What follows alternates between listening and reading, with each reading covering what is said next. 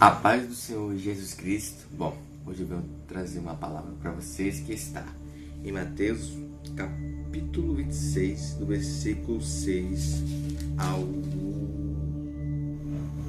13, que lá está falando assim: Jesus ungido em Betânia.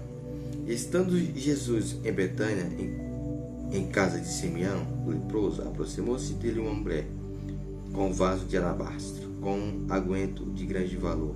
Derramou-o sobre a cabeça quando ele estava sentado à mesa. E os seus discípulos, vendo isto, indignaram-se, dizendo: por que é que este desperdício? Por este unguento podia vender-se por grande preço e dar-se o dinheiro aos pobres. Jesus, porém, conhecendo isto, disse-lhes: por que afligi esta mulher? Pois praticou uma boa ação para comigo. Porquanto sempre tendes convosco os pobres, mas a mim não me haveis de ter sempre. Ora, derramando ela este unguento sobre o meu corpo, fê-lo, preparando-me para o meu sepultamento. Em verdade vos digo que onde que este evangelho for pregado, em todo o mundo também será referido o que ela fez por memória de mim. Bom, o que essa palavra nos chama a atenção? Porque a mulher derramou o unguento, ou seja, aquele algo valioso sobre Jesus, de muito valor. E as pessoas que ali estavam murmurando que ela poderia ter feito, talvez na visão lá deles, ou seja, nas suas mentes, ela poderia ter feito algo de mais valor. Sendo que muitas vezes nós precisamos de fazer algo de mais valor para Jesus. Mas as pessoas lá naquele instante estavam murmurando. Por que ela não vendeu aquele perfume e deu o dinheiro aos pobres? Mas sendo que nós poderíamos pensar diferente aqui agora, assim como aquela mulher pensou. Certamente nós damos os nossos ganhos, os nossos dinheiro em coisas banais, em coisas materiais, em coisas que somente vai trazer um prazer momentâneo para você. E você não reclama sobre isso. Mas quando a gente vai fazer algo para Cristo, para Deus, sempre vai ter murmurações. Sempre vão ter certo tipo de deboche, de discordância, porque você está fazendo algo para Cristo, para Deus, está investindo em algo que verdadeiramente as pessoas não vê, mas elas não entendem e acaba trazendo uma certa crítica, porque você está fazendo aquilo para Deus. Mas quando você, ou seja, você ou vocês fazem algo para o mundo, para que você está semeando para a sua carne, para o seu prazer momentâneo, será que não se enxerga sobre isso? Será que você não se analisa sobre isso? A tamanha sujeira que você está fazendo? E assim, semelhante àquelas pessoas lá que estavam criticando por essa moça estar derramando aquele algo valioso sobre Jesus, falando que serviria mais de algo de valor se ela tivesse vendido e tivesse dado aos pobres. Mas Jesus replicou: opa, ela fez uma boa ação. Os pobres sempre terão, que vocês poderiam, através de todo esse tempo, do tempo para cá, para hoje e para o futuro, vai ter sempre os pobres para que a gente faça essas boas ações. Já Jesus em carne, que estava pisando naquela terra, era aquele exato momento. É por isso que ele falou: e a mim nem sempre vocês terão por perto, mas os pobres sim. E aí vamos colocar no fundamento: a gente fazer algo para a obra que é de Deus, as pessoas discordam, chama de maluco, fala que está errado, que não está certo. Bom, vamos colocar as coisas aqui no lugar. Vamos lá, tudo bem, fazer algo para Deus que realmente é valioso, e aí nós temos que reconhecer isso, mas infelizmente não reconhecemos certas pessoas, certas situações, e até compreendo o porquê, mas enfim, isso não vem ao caso.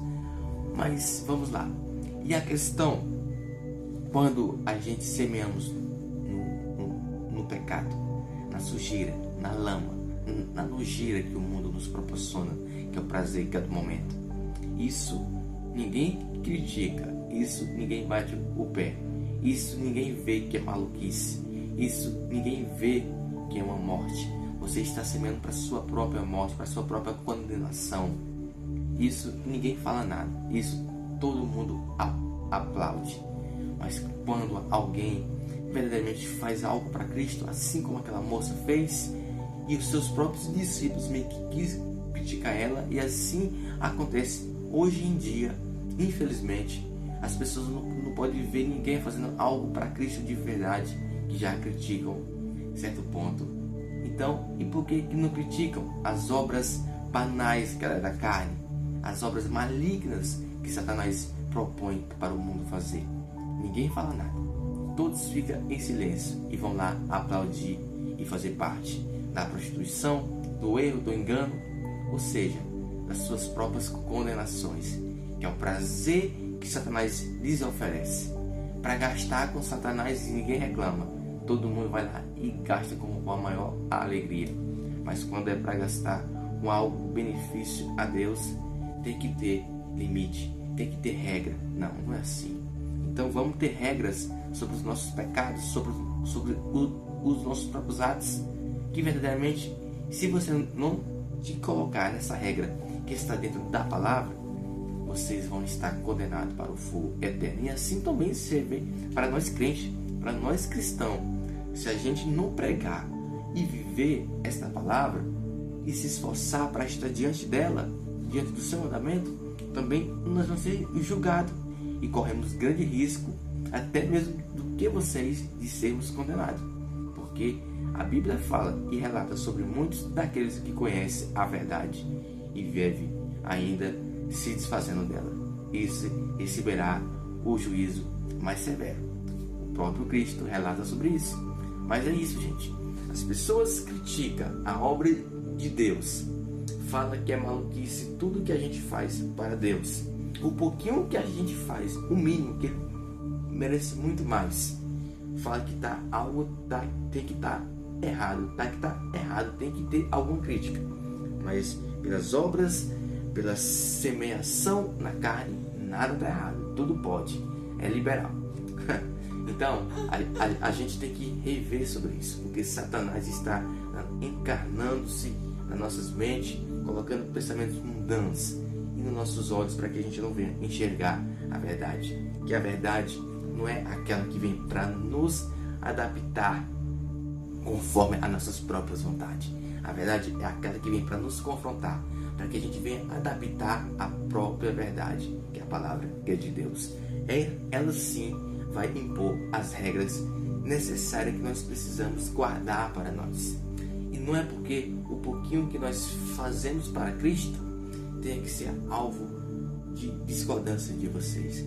A gente tem que ter discordância com o pecado que está sobre nossa carne, que é a nossa própria vontade maligna que quer nos inclinar para o erro. Isso sim ter que ser a nossa preocupação. O homem, tudo que vai fazer para Deus tem dificuldade, mas aquilo que ele quer fazer para a carne não tem e não coloca nenhum tipo de dificuldade. Então é complicado, mas nós temos que acordar para isso, porque aquele que semeia na carne está semeando para a morte, mas aquele que semeia no Espírito, esse está semeando para a vida eterna.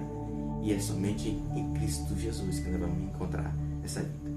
E é isso, e eu deixo essa palavra para vocês, e que todos fiquem na paz gloriosa do Santo Espírito Santo. Amém.